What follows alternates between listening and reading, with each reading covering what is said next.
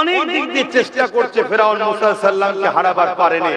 লাস্টে ৭০,০০০ জাদুকর জড়ো করেছে ফেরাউন। কত সংখ্যাটা বলবেন? ৭০,০০০। আর মুসা নবী আর মুসা নবীর ভাই হযরত হারুন আলাইহিস সালাম দুজনে দাঁড়িয়ে আছে। ৭০,০০০ জাদুকর একটা করে দড়ি ছেড়েছে, সব সাপ হয়ে মুসা নবীর দিকে তেড়ে তেড়ে আসছে। আল্লাহ আওয়াজ দিল, মুসা হাতের লাঠিটা ছাড়ো। হাতের লাঠিটা যেই ছেড়েছে বিশাল বড় একটা সাপ হয়ে গেছে।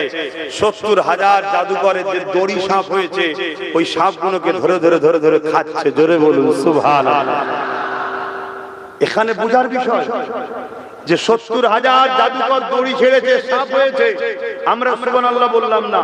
আর মুসা নবী লাঠি ছেড়েছে, সাপ হয়েছে, সুবহানাল্লাহ বললাম। কারণ কি? আমরা শুধু বলেছি তা নয়, ফেরাউনের পাশে যে ৭০,০০০ জাদুকর বসেছিল রাজপ্রাসাদে, মুসা নবীর হাতের লাঠি ছাড়া সাপ দেখে তারা সব উঠে দাঁড়িয়ে ফেরাউনের সাথ ছেড়ে দিয়ে মুসা নবীর হাতে হাত দিয়ে ঈমানের কলেমা পড়ে নিয়েছে। জোরে বলুন সুবহানাল্লাহ। আরো জোরে বলুন, আরো জোরে বলুন, নারে তাকবীর, লাব্বাইক ইয়া রাসূলুল্লাহ। মনে রাখবেন এর কারণটা কি? এর কারণ ফেরাউনও জিজ্ঞেস করছে, হারা নিয়ে আসলাম আমি, খাওয়ালাম আমি, পয়সা দিলাম আমি, আর পালালি মুসার দিকে। যেমন আজকাল বলে গাড়িতে চাপলি আমার, খাওয়ানো না আমি, অন্য জায়গায় দিবি। বলেন না বলেন? এই আজকের ফেরাউনের কোয়ালিটি থেকে এরকমই হয়েছে। কিন্তু সেদিনের ফেরাউন আর আজকের ফেরাউনের মধ্যে একটা পার্থক্য আছে। সেদিনের ফেরাউন চুরি করতে জানতো না, আজকের ফেরাউন চুরি করতে জানে। চোরটাকে যদি ধরতে পারি তাহলে সব জায়গা ঠান্ডা হয়ে যাবে। তো যাক, এখন যে কথা বলতে যাচ্ছি একটু উদাহরণ দিলাম, অসুবিধা হচ্ছে নাকি? না চিনবে কি করে, না জানবে কি করে? অনেক বক্তা আছে শুধু সেদিনে ফেরাউনের বিষয়ে বলে, আজকের ফেরাউনদের বিষয়ে বলে না। ভাই কেন? বলছে সে ফেরাউন তো মরে গেছে, আজকের ফেরাউন জিন্দা আছে, বললে যে মারবে। তাহলে তুই ভয় করিস আজকের ফেরাউন কি আল্লাহকে নয়? আল্লাহ সূরা রহমানের মধ্যে জানান, ওয়ালিমান খাফা মাকাম রাব্বিহি জান্নাতান। এ দুনিয়া মানুষেরা, আমি আল্লাহ জানিয়ে দিলাম, যারা আমি আল্লাহ আমাকে ভয় করে, আমি আল্লাহ পাক তাদেরকে দুটো দুটো জান্নাত দেব। এই যে সিনার পাওয়ার, এই সিনার পাওয়ার দুটো জিনিসে আসে। একটা হলো আল্লাহ পাকের উপরে তাওয়াক্কালতু আলাল্লাহ, আল্লাহর উপরে ভয়, আল্লাহর উপরে ভরসা। দ্বিতীয়টা হলো নিজের জানের থেকেও বেশি নবীকে মহব্বত ও আদব করা। এটা যার মধ্যে আছে পৃথিবীর কোন শক্তি তাকে মিটাতে পারবে না। হয়তো ছেলে দিয়ে জুলুম করতে পারে, ছেলে দিয়ে অর্থ দিয়ে খরিদ করার চেষ্টা করতে পারে, বা ছেলে দিয়ে নানা রকম অত্যাচার করতে পারে, সে মরণকে মেনে নিতে পারে, কিন্তু তাকে জালিমরা কখনো মাথা নত করাতে পারবে না। কেননা তার অন্তরে সিনার পাওয়ার আছে। এই সিনার পাওয়ারের কাছে যুগে যুগে পৃথিবীর জালিমরা মিটে গেছে। আজকে প্রত্যেকটা যুবককে বলবো, ভয় শুধুমাত্র আল্লাহকে করবে, ভরসা শুধুমাত্র আল্লাহর উপরে রাখবে, আর জানের থেকে বেশি মুহাব্বত নবীকে করবে, আদব করবে। মনে রাখবে, তোমার জিন্দেগি যদি গুনাহ হয়ে থাকে, আল্লাহ পাক তোমার গুনাহকে মাফ করিয়ে দিয়ে ওই ইত্তাকুল্লাহ, আল্লাহর ভয় আর আল্লাহর উপরে বিশ্বাস, নবীর প্রেম ও আদবের কারণে তুমি আস্তে আস্তে নামাজি, রোজাদার, হাজী, গাজী হয়ে তুমি আস্তে আস্তে পরিবর্তন হয়ে জান্নাতে যাবার উপযুক্ত আল্লাহ বানিয়ে দেবে। আরো জোরে বলুন সুবহান। তো ভাইরা আমার, আমি ফেরাউন জিজ্ঞেস করছি, হারা তুই চলে গেলি কেন? তোরাও তো দড়ি ছাড়লি, সাপ হলো, আর মুসা লাঠি ছাড়লো, সাপ হলো, পার্থক্যটা কোথায়? তখন জাদুকররা বলছে, শোনেন, আমরা দড়ি ছেড়েছি, দড়ি দড়ি আছে, মানুষ দেখছে সাপ। দড়ি দড়ি আছে, মানুষ দেখছে সাপ। কিন্তু মুসা যে লাঠিটা ছেড়েছে, এই লাঠি আর লাঠি নাই, সত্যিকারেরই সাপ হয়েছে। জোরে বলুন সুবহানাল্লাহ। তাহলে মুজিজা আর জাদু এক নয়, জাদু জিনিসটা অরিজিনালি থাকবে, তাকে চেঞ্জ করার ক্ষমতা নাই।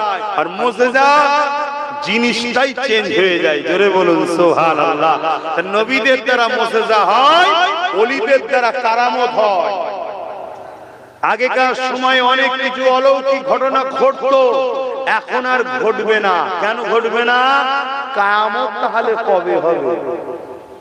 এখন আর চেঞ্জ হওয়ার ব্যাপার নেই। কথা বুঝে আসছে? বাপেরা নওজওয়ানেরা, আবু জেহেল ও জাদুকরকে নিয়ে আল্লাহ নবী দরবারে চলে গেছে। আল্লাহ নবী আবু কুবাইস পাহাড়ের ধারে হাঁটাহাঁটি করতেছিল। আবু জেহেল বলতে লাগলো, হে মুহাম্মদ সাল্লাল্লাহু আলাইহি ওয়াসাল্লাম, ইনি তোমার সঙ্গে কিছু কথা বলবে। পৃথিবী বিখ্যাত একটা ব্যক্তি, নাম হাবিব ইয়ামানি। আল্লাহ নবী তিনাকে বড় নরম লেহজায় জিজ্ঞাসা করলে, কি আপনি জানতে চান, কি আপনি শুনতে চান? হাবিব ইয়ামানি বলতে লাগলো, আপনি নাকি মুহাম্মদ রাসূলুল্লাহ নবী দাবি করেছে। আল্লাহ নবী বললেন, আমি দাবি করিনি, আমার আল্লাহ আমি মুহাম্মদ রাসূলকে আখিরি মেসেঞ্জার করে পাঠিয়েছে। ওই হাবিব ইয়ামানি বলতে লাগলো, তাহলে আপনি কিছু করে দেখান, কারণ নবীদের দ্বারা মুজিজা ঘটে, আপনি কিছু করে দেখান। তবে ওই অলৌকিক ঘটনাটা কোনো জমিনের উপরে নয়, কারণ জাদুকররা জানে জমিনের উপরে অলৌকিক ঘটনা চলে। আজ যেমন আমরা সোশ্যাল মিডিয়ায় দেখি, অনেক বাবা বলে দিচ্ছে তুই কি খেয়ে এসেছিস, অনেক বাবা বলে দিচ্ছে তোর ঘরে কি আছে। এসব সেটিং করা প্ল্যান মাফিক কাজ হতে লেগেছে।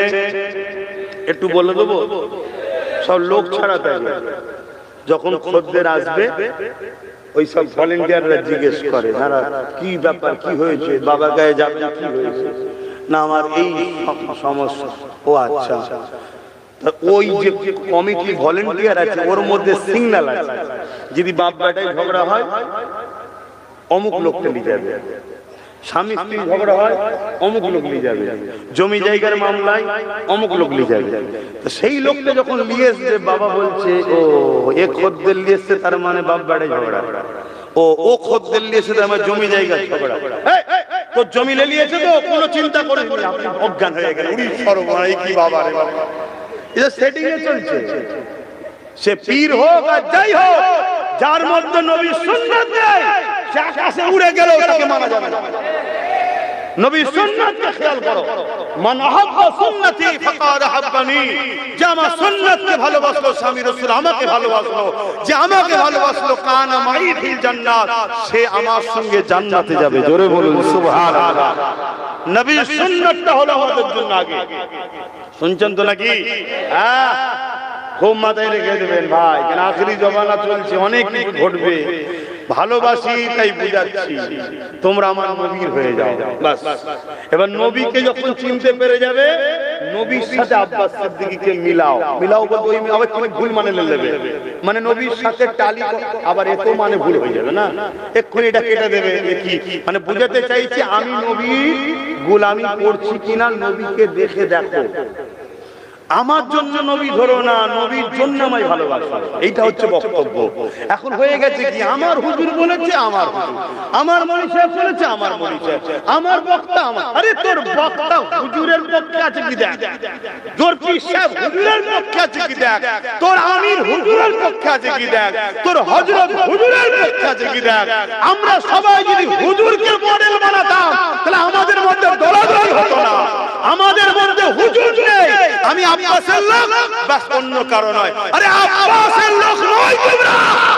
আব্বাস যদি তোমাদের ঘরে নবীর সঙ্গে জুড়তে চায়, তবে আব্বাস সিদ্দিকী জিন্দাবাদ, তবে আব্বাস সিদ্দিকী ভাইজান, নয় আব্বাসের সঙ্গে কোনো সম্পর্ক নেই। এটা আকীদা তৈরি করো, এই আকীদা তৈরি করো। আমাদের সবার জন্য মূল মডেল হলো রাসূল।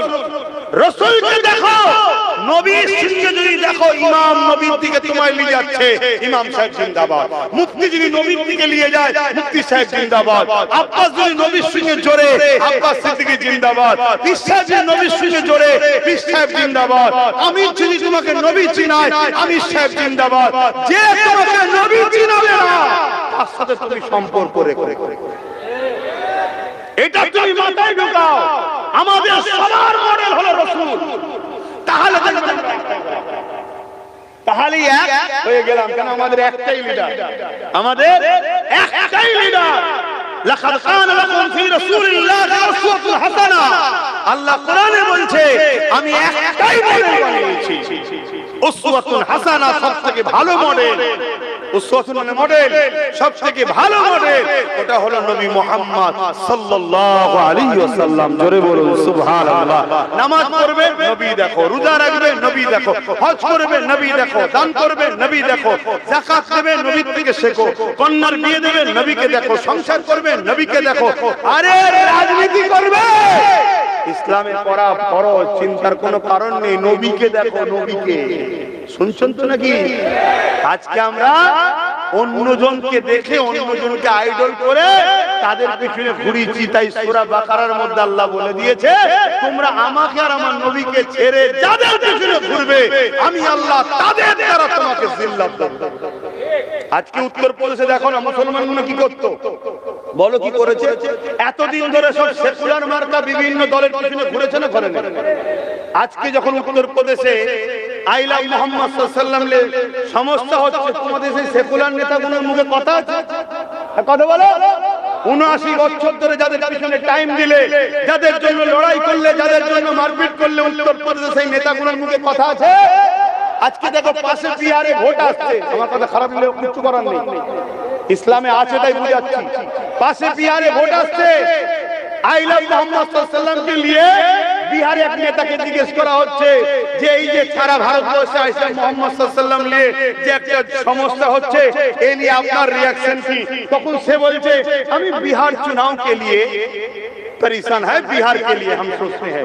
ओ তাহলে তুই ভোট দিচ্ছিস এমন একটা নেতাকে, সে শুধু বিহারের ভোটটা কি করে লোক জিতবো বলতে বলবো আরামায়েশ করবো, তোর নেতার উপরে যখন আঘাত দেবে তখন সে তোর পাশে দাঁড়াবে না, সে সংবিধানের পক্ষে দাঁড়িয়েও বলবে না যে সংবিধান বলেছে কারো ধর্মের উপর আঘাত দেওয়া যাবে না।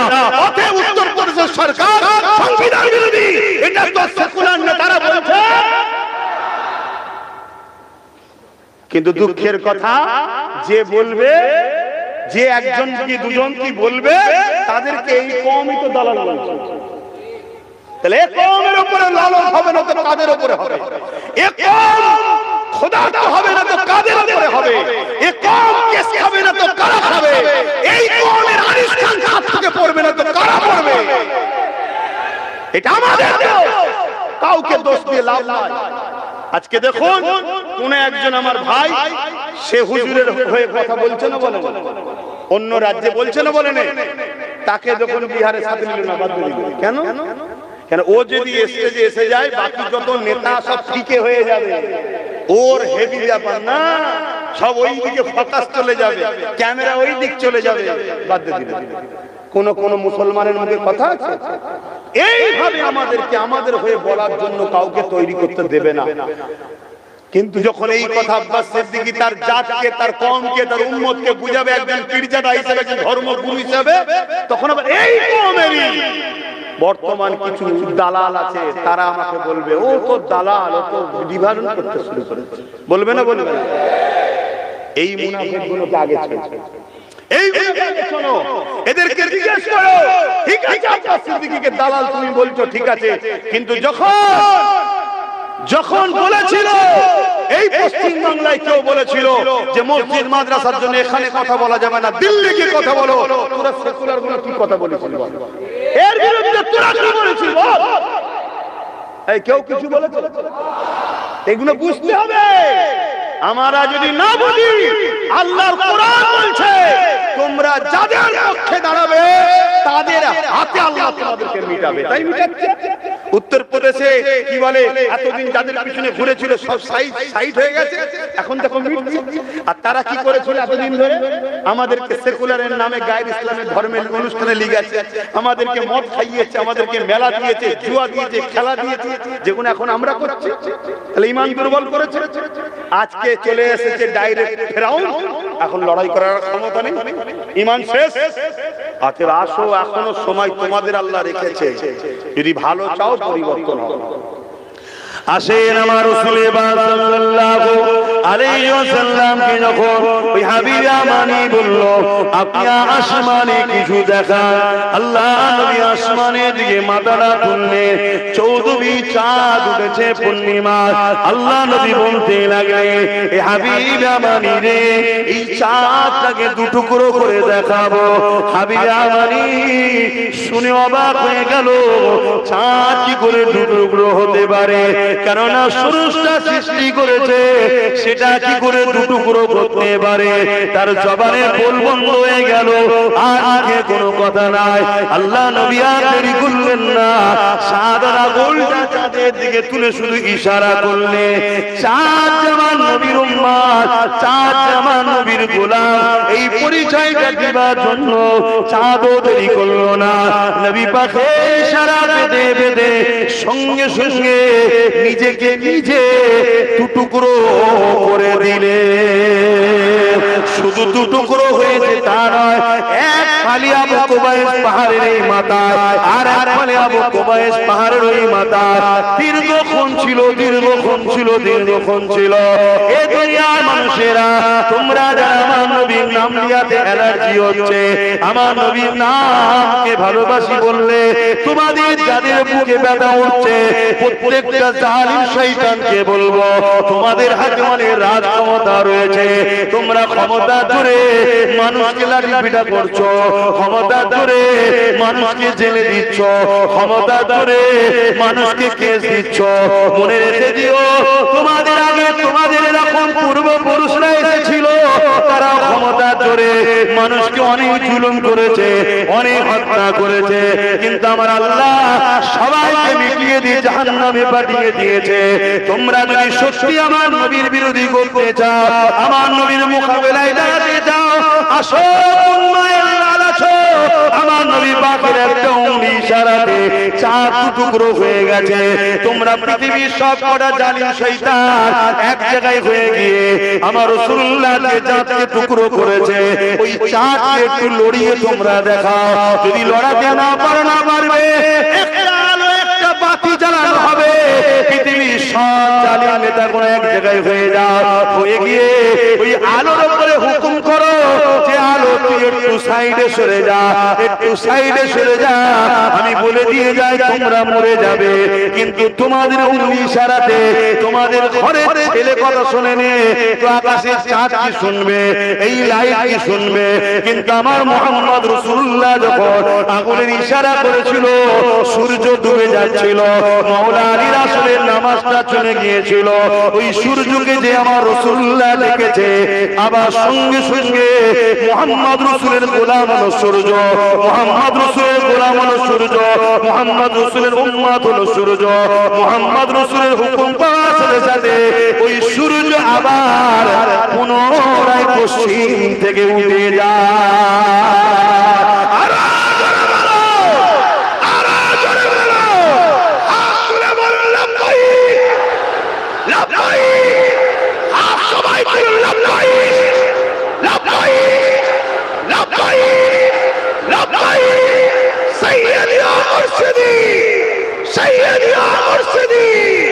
सरकार की आमद, हुजूर की आमद, सरकार की आमद, दाता की आमद, नारे तकबीर,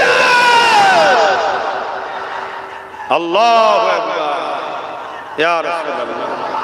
যত আঘাত দেবে ঈমানদারের ঈমান তত তেজ হবে, বলুন সুবহানাল্লাহ। হযরতে বেলাল হুজুরের উপরে যত আঘাত দিয়েছে, বেলাল হুজুরের প্রেমিক হয়ে দিবানা হয়ে হুজুরের জন্য জান কুরবান করার জন্য আরো পরেশান হয়েছে। কেন না, আরে মরণ তো হবে বেলালের, কিন্তু হুজুরের জন্য মরলে মরতে দেরি, জান্নাত দেখতে দেরি হয় না। জোরে বলুন সুবহানাল্লাহ। আমার নবী সাহাবা হুজুররা বলেছেন, সাহাবা ভাইরা জিজ্ঞেস করছে ইন্তেকালের সময় হয়েছে, তিল লেগেছে বা আঘাত লেগেছে, ইন্তেকালের সময় হয়েছে। আমার নবী সাহাবা অন্য ভাইরা এসে বলছে, ভাই এখন আপনি কি কষ্ট বা কেমন আছেন একটু বলুন, কি বুঝছেন আপনি বলুন। ওই সাহাবা ভাইরা বলেছে, আরে একটা জান ছিল হুজুরের জন্য দিয়ে দিলাম, যদি 1000টা জান আল্লাহ দিত 1000টাই হুজুরের জন্য কুরবান করে দিতাম। কেননা আমার এখনো জান কবজ হয়নি, আমার জান এখনো কবজ হয়নি, জান কবজ হওয়া শুরু হয়েছে, আজরাইল জান কবজ করতে শুরু করেছে, কিন্তু আল্লাহর জান্নাত আল্লাহ আমাকে দেখাতে লেগেছে। জোরে বলুন সুবহানাল্লাহ। অতএব যুবকেরা, যদি তোমরা বিশ্বাসী হও আখিরাতে, যদি বিশ্বাসী হও কবরে, যদি বিশ্বাসী হও হুজুরের গোলাম মানে জান্নাত যাবে, তাহলে দুনিয়ার ফানি দুনিয়ার জন্য হুজুর থেকে দূরে সরে যাও না। ব্যবসা করছো করো, কারবার করছো করো, রাজনীতি করছো করো, ততক্ষণ পর্যন্ত তার সাথে মেশো যতক্ষণ পর্যন্ত সে তোমার নবীর দ্বীনের উপরে আঘাত না দেবে। যেই তোমার নবীর দ্বীনকে আঘাত দেবে, তাদের মুখে লাথি মেরে সরে যাও, তবেই তুমি উম্মতে মুহাম্মাদি। তাহলে জালিমরাও জানবে মুহাম্মাদের গোলামকে কখনো কিনা যায় না। আগামীতেও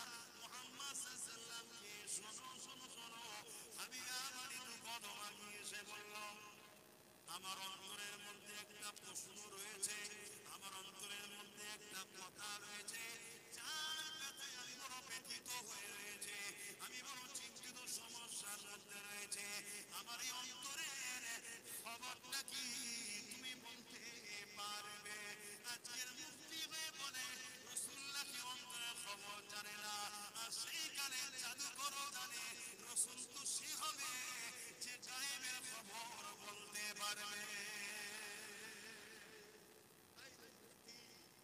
আইরে বক্তা পুলিশে তোরা নবীর উম্মত দাবি করে নবীর বিরুদ্ধে কথা বলিস, এসব দিয়ে ছড়া আছে। এদের কাজ একটা আমাদেরকে বেঈমান বানানো। ঈমান আনলে আমরা জিতি। ঈমান যদি না থাকে, নবীর আদব প্রেম যদি না থাকে, তাহলে আমরা শেষ। যত মুসলমানই থাকুক, দেখলেন না, দেখছেন তো জাতি হচ্ছে দেশে একটার পর একটা আইন করে করে ইসলামকে মিটাবার চেষ্টা করছে। কিছু করতে পারছি? ঈমান দুর্বল, ঈমান দুর্বল।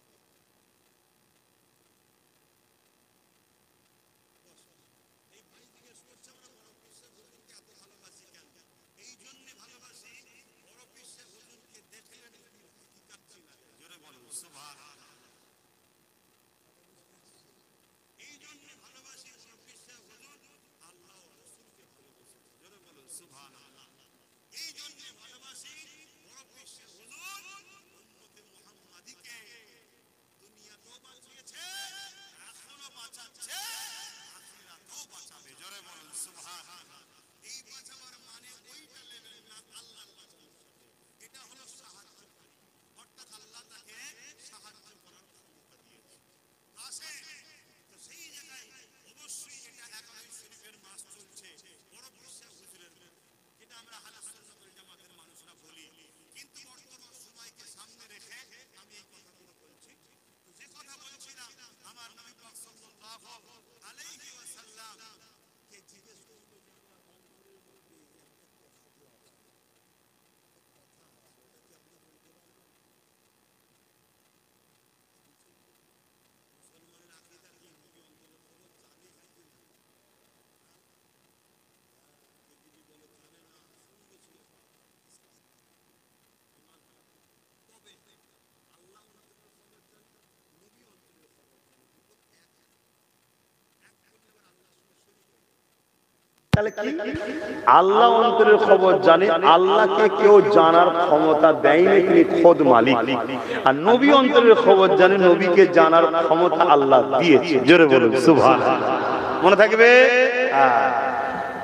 আল্লাহ নবী বললেন, হাবিবে আমানি রে, তোমার একটা 8-9 বছরের কন্যা সন্তান আছে, যে জন্মগত প্যারালাইসিস, হাতে পাতা ঠিক নয়, সে চলতে পারে না। এই যে তুমি বড় পেরেশানের মধ্যে রয়েছো, তোমার মনের মধ্যে এটা বড় কষ্ট, তুমি চাও এই কন্যা সন্তানটা সুস্থ হয়ে যাক। এই কথা যে বলেছে আল্লাহ নবী, হাবিবে আজম, হাবিবে আমানি চোখের পানি আর থাকতে পারে না, গড়িয়ে গড়িয়ে গড়িয়ে গড়িয়ে পড়তে লেগেছে।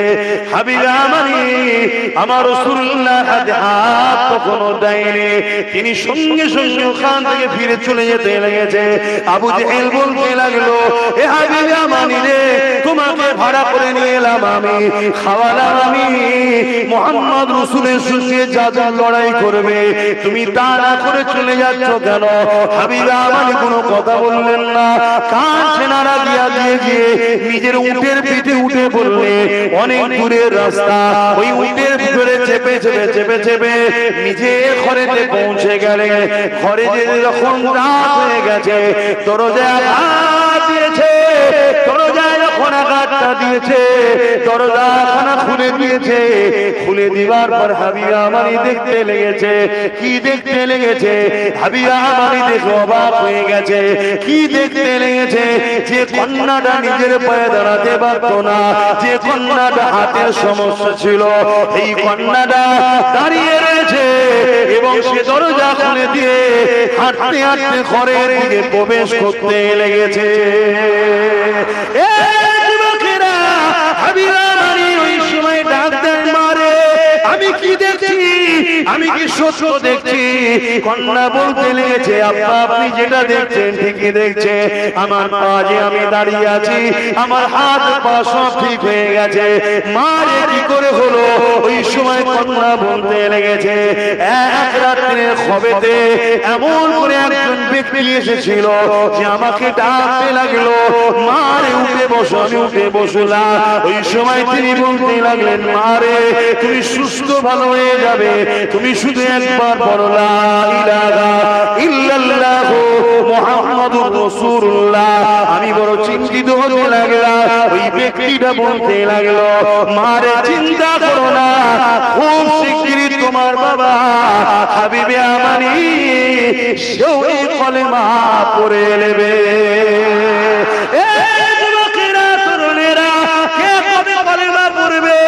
আল্লাহ নবী গায়েবের খবর জানলো কি করে? এখানে নবী জানে, নবীকে জানার ক্ষমতা আল্লাহ দিয়েছে। মনে রেখে দেবে, আমার নবী পাক সাল্লাল্লাহু আলাইহি ওয়াসাল্লাম তিনাকে আল্লাহ সব জানিয়েছে। যে কথা বলছিলাম ওই কন্যা বলতে লেগেছে, তিনি যখন বললেন আমি কলেমা পড়ে নিলাম, তিনি তখন বলতে লাগলেন, মারে বিসমিল্লাহ বলে এবার উঠে দাঁড়াও তুমি। আমি বললাম আমি দাঁড়াতে পারি না। ওই সময় তিনি বললেন, মা তুমি দাঁড়াও, অবশ্যই তুমি চলতে পারবে, ভালো হয়ে যাবে। আমি উঠলাম, চলতে শুরু করলাম, অবাক হয়ে গেলাম, আমার শরীর পুরো সুস্থ হয়ে গেছে।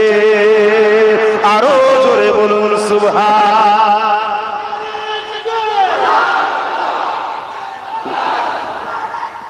আল্লাহ। ভাইরা আমার, সময় তো কম, নামাজ হবে, আবার আরো উলামা হুজুররা রয়েছেন, বিশেষ করে আমার ভাইও রয়েছে, আসবেন। এবং মেদিনীপুর থেকে তিনিও সম্পর্কে আমাদের ভাই হন, আবার আর একদিক দিয়ে মামাও হন।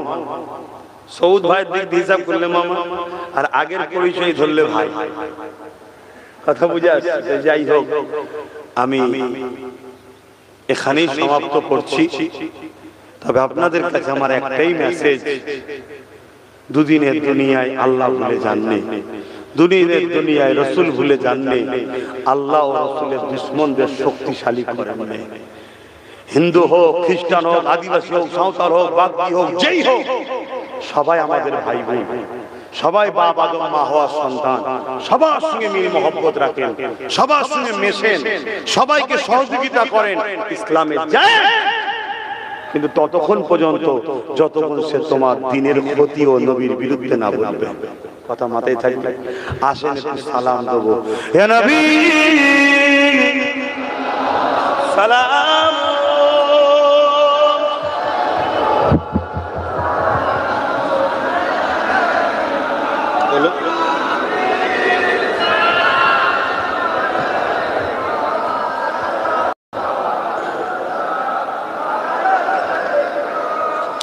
আপনারা কি দাঁড়িয়ে সালাম দিতে আপত্তি আছে নাকি কারো? এখানে মশলাটা শুনুন, যদি কেউ দাঁড়িয়ে সালাম দিতে আপত্তি থাকে আপনি বসিয়ে দেন না। এটা তো প্রেমের ব্যাপার, শুনছেন তো নাকি? এটা নিয়ে বাড়াবাড়ি করা ঠিক নয়, এটা আপনি বাড়াবাড়ি করা ঠিক নয়। কিন্তু মনে রাখবেন, দাঁড়িয়ে সালাম দিলে সুন্নতে সাহাবার নেকি হবে। জোরে বলুন সুবহানাল্লাহ। দাঁড়িয়ে সালাম দিলে কোরআনের একটা আয়াতেরও আমল হবে। ওয়াসাল্লিমু তাসলিমা, সবথেকে উত্তম ভক্তি ভালোবাসা আদবের সাথে সালাম দাও। তাই আমরা দাঁড়িয়ে দিই। কিন্তু কেউ যদি বসে সালাম দেয় তার বিরুদ্ধে আমাদের কোনো ফতোয়া নাই। কিন্তু কেউ যদি আমাদের দাঁড়ানোর বিরুদ্ধে ফতোয়া দেয় তখন তার জন্য ফতোয়া, সে মুনাফিক, সে গুস্তাখে রাসূল, তার ঈমান চলে গেছে। কথা কিছু বুঝতে পারছেন তো নাকি? হ্যাঁ, একটা লোক গরুর গোশত খায় না, সে কি বেঈমান নাকি? এক কথা বলবেন, বেঈমান না? বেঈমান না। কিন্তু গরুর গোশত খাওয়াকে দিকে হারাম বলে। আল্লাহ একটাকে হালাল করেছে, তুই সেটাকে কলম চালিয়ে হারাম করতে বলবে বেঈমান। তাহলে কেউ যদি বসে সালাম দেয়, যদি বিরোধী না হয় যে আমার পছন্দ এইটা, তাহলে তাকে আমি বেঈমান বলতে পারি না, তার বিরুদ্ধে ফতোয়া দিতে পারি না। কিন্তু সে যদি একটা হালাল কাজকে নিষেধ করে, ফতোয়াবাজি করে, তখন কিন্তু ফতোয়া হবে। কথা বুঝছেন তো নাকি? এলে ঝগড়া করবেন না, মিলেমিশে থাকুন। আহলে সুন্নাত ওয়াল জামাতের আকীদার মানুষ আমরা। দেওবন্দি বলে একটা দল আছে, তাদের যিনি পীর সাহেব হাজী ইমদাদুল্লাহ মুহাজির মক্কি রাহমাতুল্লাহ আলাইহি, তিনিও আহলে সুন্নাত ওয়াল জামাতের মানুষ। বলুন সুবহানাল্লাহ। ফুরফুরা শরীফ যেটা দাদা হুজুর তিনিও আহলে সুন্নাত ওয়াল জামাতের, জোরে বলুন সুবহানাল্লাহ। বেরেলি বলে একটা দল আছে, আলা হযরত আহমদ রেজা খান বেরলভী, তিনার কথা বলবো। নিচতলায় কি হচ্ছে না হচ্ছে এখন অনেক জায়গায় অনেক ঘোটালা। তিনি কিন্তু আহলে সুন্নাত ওয়াল জামাতের মানুষ ছিলেন, জোরে বলুন সুবহানাল্লাহ। কারামত আলী জোনপুরি সাহেব রাহমাতুল্লাহ আলাইহি, যেটা বলে না ওনাদের বংশ, কারামত আলী জোনপুরি সাহেব, তিনি হলেন আহলে সুন্নাত ওয়াল জামাতের মানুষ, জোরে বলুন সুবহানাল্লাহ। ভারতবর্ষে এই চারটে দলের মানুষের দ্বারা ইসলাম পেয়েছে, পূর্ব ভারতে দাদা হুজুরের দ্বারা। কথা বুঝে আসছে? আমরা হলাম সব দাদা হুজুর। এখন অনেক নতুন নতুন সব বিভিন্ন জায়গা থেকে সব গজাচ্ছে, সেটা আলাদা বিষয়, সেটা ভিন্ন বিষয়। কিন্তু মনে রাখতে হবে আমাদের আকীদা যেটা, সেই আকীদার উপরে কেউ যদি আঘাত দেয় তখন ইসলামের ঘরে আর থাকতে পারে না। এই জায়গাটা আমাদের মাথায় রাখতে হবে। আসুন সকলে ভালোবেসে একটু দাঁড়িয়ে দাঁড়িয়ে সালাম দিই। ইয়া নবী সালাম, ইয়া রাসূল, ইয়া হাবিব সালাম,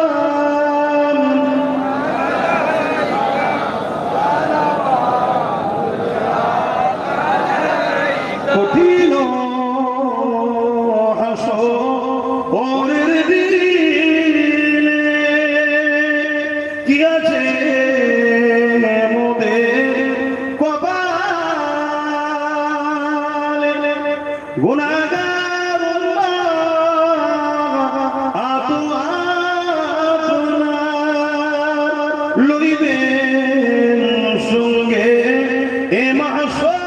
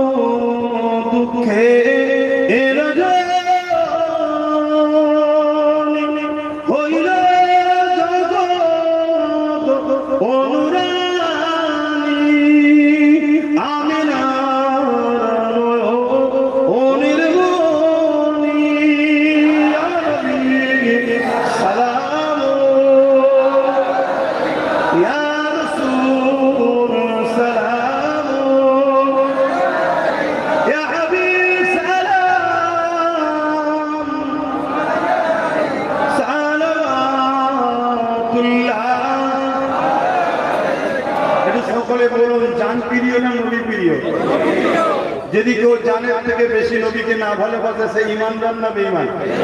ঠিক বলছেন? তাহলে বলুন নবীর দ্বীনের যদি উপকার করতে নাও পারেন ক্ষতি করবেন? ক্ষতি করবেন? কারা কারা রাসূলকে জানের থেকে বেশি ভালোবাসেন হাত তুলে সাক্ষী দেন। একটু স্লোগান দেন, নারে তাকবীর, নারে তাকবীর, নারে তাকবীর, লব্বাইক লব্বাইক লব্বাইক লব্বাইক সাইয়্যিদি ও মুরশিদি। সবাই বলেন ইয়া নবী ইয়া নবী, সাইয়্যিদি ও মুরশিদি, ইয়া নবী ইয়া নবী, সাইয়্যিদি ও মুরশিদি, ইয়া নবী ইয়া নবী। আরো জোরে সাইয়্যিদি ও মুরশিদি, ইয়া নবী ইয়া নবী, সাইয়্যিদি ও মুরশিদি, ইয়া নবী ইয়া নবী, সাইয়্যিদি ও মুরশিদি, ইয়া নবী। কুরআন ও সুন্নাহ, কুরআন ও সুন্নাহ, দ্বীন ইসলাম, ভারতবর্ষ নারে দিবা।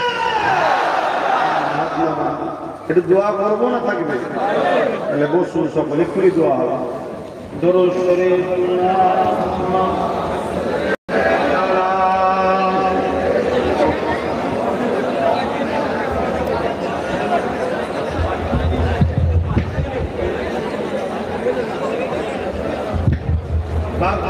আমি আরো একবার বলে যাচ্ছি, কমিটির ভাইরা বিশেষ করে খেয়াল করেন, খারাপ হইলে কিছু করার নেই ভাই।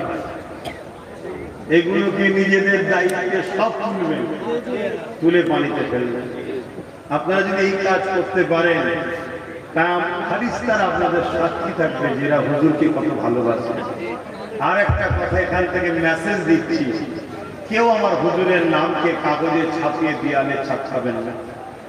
আমরা অনেক সময় দেখি অনেক ধরনের অনেক কিছু রাস্তাঘাটে পড়ে থাকে, নদীতে ভেসে যায়, খাল দিয়ে ভেসে যায়, নল দিয়ে ভেসে যায়, পেশাব করতে গিয়ে দেখি সামনে পড়ে আছে। ভালো লাগে এটা? আমার হুজুরের নাম এরকম হবে, আপনারা চান?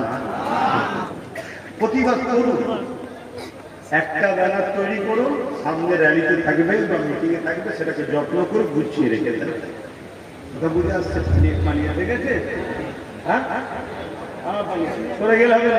একই কথা, হুজুরের মহব্বত ভালোবাসায় সামান্য পানি নেই পালাবো কেন? একই কথা আমরা বলি, জানতে দেবো। হ্যাঁ, দেখা যাক আল্লাহ যদি জোরে যায় ভিজতে পারি কি দেখি।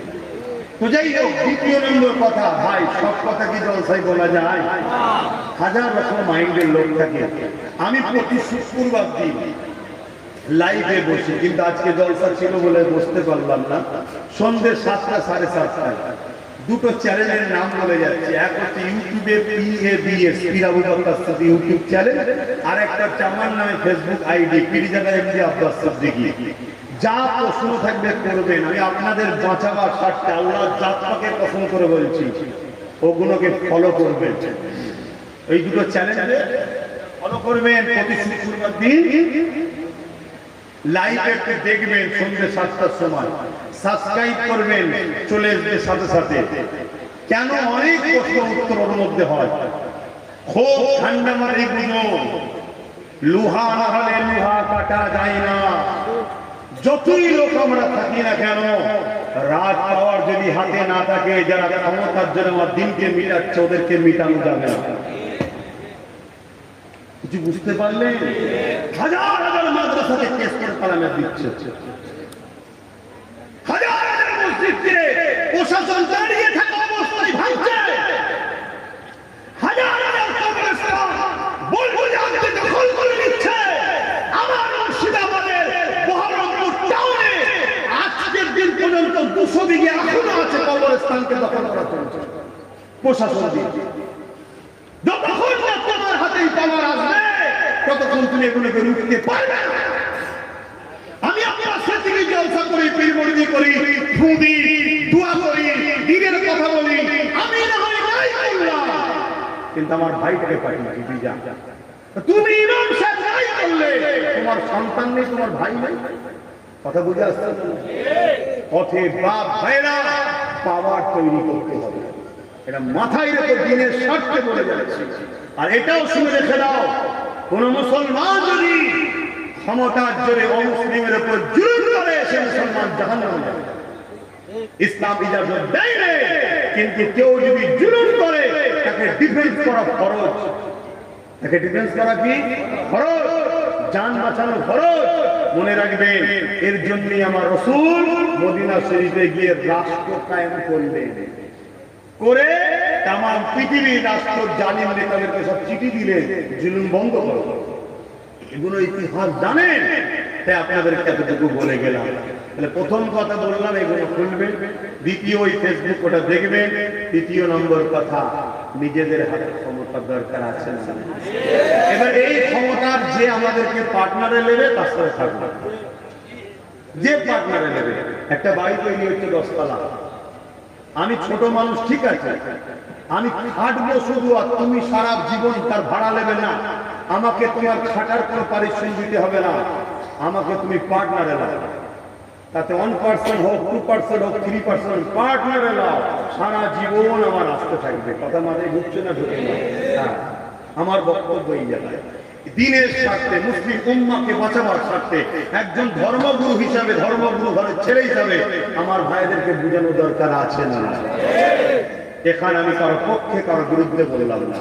যে আমাকে সাথে নেবে, পার্টনারে নেবে, তার সাথে থাকবে। যে পার্টনারে নেবে না, যতই ময়া কাদা কাঁদুক, শিয়ালের কুমিরের বাচ্চা খাওয়ার কথা মনে আছে? হ্যাঁ, ও ময়া কাদা দেখে লাভ না। কথা বুঝে আসছে? তাহলে সব বেটা একই গইলের ৭৭ বছর দেখছি সব দায়িত্ব দে। তাহলে এই মরে গেল রে, মুসলমানদের এই নেই রে, মুসলমানদের ওই নেই রে, মুসলমানদের বাঁচাবো, মুসলমানদের এই দেবো। ওরে কম বক্তা, যেই আসে সেই লোকে, যে আসে সে লোকে। ঠিক বলছি না ভুল বলছি?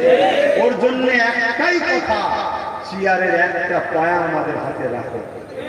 তুমি বসো, আমার আপত্তি নেই, আমি বসবো না, তুমি বসো, কিন্তু মনে রেখে দিও পায়া কিন্তু একটা আমার লাগানো আছে। বসে যদি বলো দিল্লি চলে যাও, পায়া খুলে নেবো, তুমি গদি থেকে পড়ে যাবে। এইটা মাথায় রাখো, আমার কম।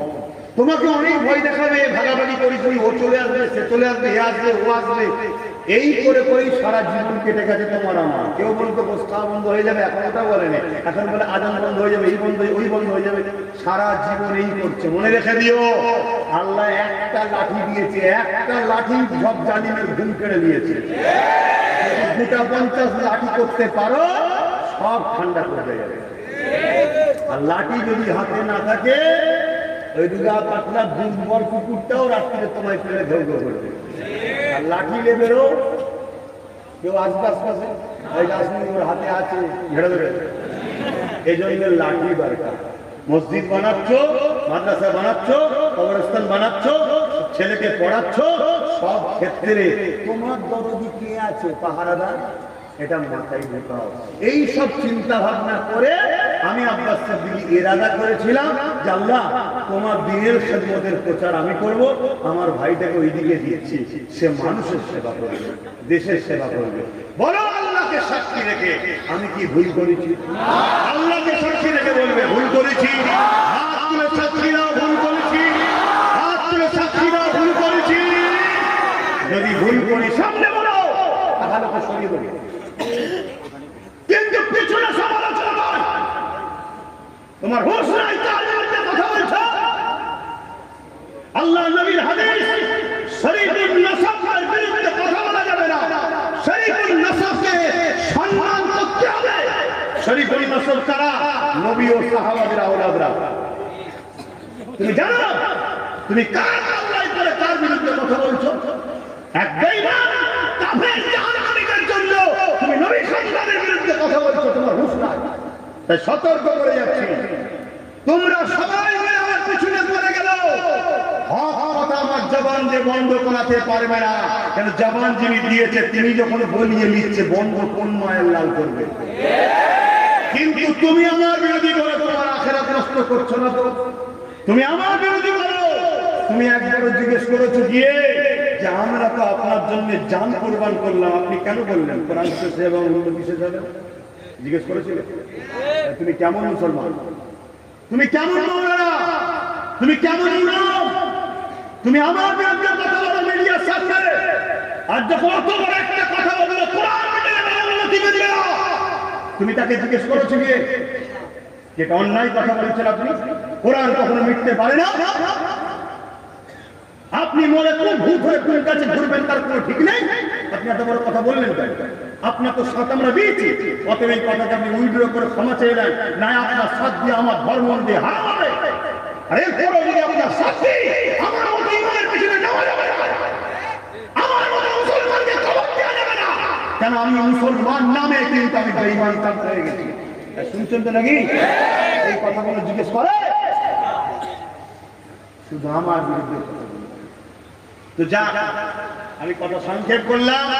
আমার ভাই পীরজাদা সৌদ সিদ্দিকী ভাই এবং আরেক ভাই, তিনি আমার ভাই ভাই আসবেন, আলোচনা করবেন, নামাজ পড়া সবাই শুনবেন। আল্লাহুম্মা আমিন।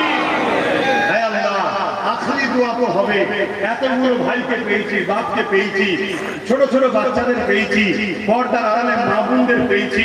আল্লাহ আপনার কাছে একটাই ভিক্ষা চাই, আপনি আমাদেরকে ঈমানের সঙ্গে মরণটা নসিব করবেন। যেখানেই থাকি, যতদিন থাকি, আপনার হুজুরের গোলাম হিসেবে আমাদেরকে রাখবেন আল্লাহ। আপনার